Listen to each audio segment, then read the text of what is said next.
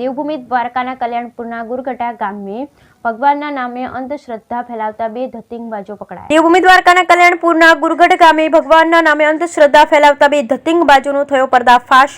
દોરા ધાગા કરી રોગ મટાડવાનો દાવો કરી પૈસા પડાવતા આ પાખંડીઓને પકડી પાડતું વિજ્ઞાન જાથા। જલાલશાહ પીરની દરગાહમાં અંધશ્રદ્ધા ફેલાવતા હાજી બાપુ, સદર બાપુ તથા બશીર બાપુને પકડી પાડતું વિજ્ઞાન જાથા ખાતું। જ્યારે આ ધતિંગમાં સિક્કાની એક મહિલાનું મોત નીપજ્યા હોવાની આશંકા। જ્યારે દરગાહના મુજાવર દ્વારા પાણી અને ભભૂતિ આપી મંત્ર તંત્ર કરી લોકોના આરોગ્ય સાથે ચેડા કરતા હોવાનું બહાર આવ્યું છે। વિજ્ઞાન જાથા દ્વારા કલ્યાણપુરા પોલીસને સાથે રાખી તથા નિષ્ણાંતોની હાજરીમાં આ બાપુ વિરુદ્ધ કાયદેસરની કાર્યવાહી કરી લોકો પાસે માફી માંગો અને ફરી પાછું આવું ક્યારેય નહીં કરે તે અંગેની ખાતરી આપીએ છીએ। Bureau report Lalit Shingadiya, Devbhoomi Dwarka.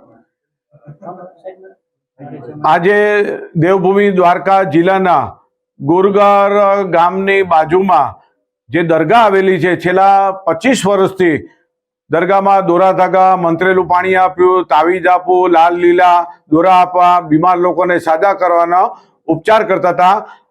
જેમાં હાજી બાપુ અને બશીર બાપુના બંને શખ્સો જે લોકો સાથે માનવ જિંદગી સાથે ચેડા કરતા હતા, આજે વિજ્ઞાન જાથાએ કલ્યાણપુર પોલીસ સ્ટેશનની મદદથી એમનો સફળ પર્દાફાશ કર્યો છે।